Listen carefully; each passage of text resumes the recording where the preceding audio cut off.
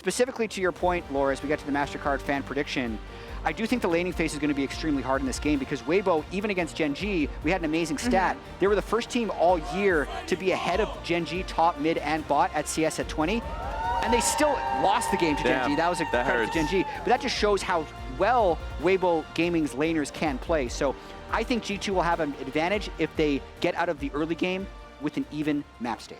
Well, let's get to game then. Casters, over to you for the last game of the day, Weibo versus G2.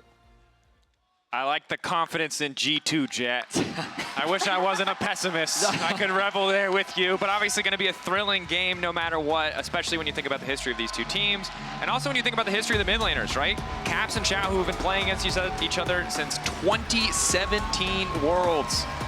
Back when it was RNG versus Fnatic. Now a new era, a very different story. 7 years. That's crazy. Yeah. That's like when we started casting. Yep.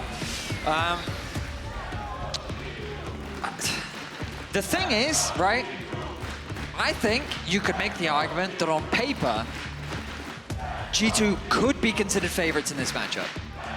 However, Weibo are the most unpredictable team on the planet. Yes, they are. Domestically, they were a team that should not have made it to the LPL finals.